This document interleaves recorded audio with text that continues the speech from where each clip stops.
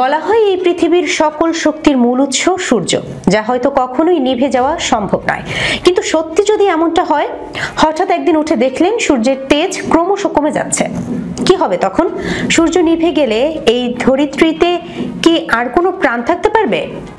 বিজ্ঞানীরা বলছেন সূর্য বিনা প্রাণের অস্তিত্ব প্রশ্ন চিহ্নের মুখে এসে দাঁড়াবে। কারণ সূর্য নিভে গেলে শক্তি বাড়বে শীত প্রবাহের, ঠান্ডায় বরফে ঢেকে যাবে গোটা দুনিয়া।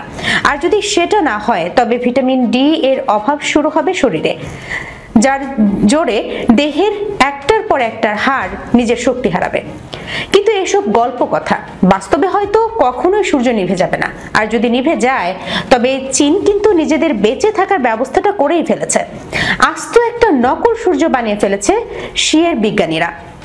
এমনিতেই নকল জিনিস তৈরিতে ওস্তাদ তারা। বিশ্বের বড় বড় সংস্থার নামি দামি পণ্যের প্রতিরূপ তৈরি করে ইতিমধ্যেই গোটা দুনিয়া জুড়ে বিরাট ব্যবসা তৈরি করে ফেলেছে চীন। এবার শক্তির মূল উৎস সূর্যের নকল বানিয়ে ফেলল তারা। তাদের আশঙ্কা, যেদিকে পৃথিবী এগুচ্ছে, যা খুশি তাই করতে পারে।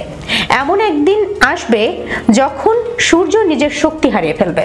সেই সময়ের জন্যই আগাম প্রস্তুতি নিতে এই নকল বা কৃত্রিম সূর্য বানানোর মিশনে নেমেছিল তারা। আর যতদিন সূর্য নিজের শক্তি না হারাচ্ছে, ততদিন এই নকল সূর্যকে ব্যবহার করে পরিবেশের ক্ষতি ছাড়াই দেশ জুড়ে বিদ্যুতের ঘাটতি মেটাতে পারবে চীন। সম্প্রতি 1000 সেকেন্ডেরও বেশি সময় প্লাজমা ধরে রাখতে সক্ষম হয়েছে চীনের এই কৃত্রিম সূর্য, যার মাধ্যমে 10 কোটি ডিগ্রি পর্যন্ত তাপমাত্রা তৈরি করা গিয়েছে। আসলে এই প্লাজমা যতক্ষণ বেশি ধরে রাখা সম্ভব হবে, তত বেশি পরিমাণ শক্তি উৎপন্ন করা যাবে। এর আগে 2023 সালে একটি পরীক্ষায় মোট 403 সেকেন্ড পর্যন্ত প্লাজমা ধরে রাখতে সক্ষম হয়েছিল তারা। 2 বছর কাটতেই এবার বড় সাফল্য।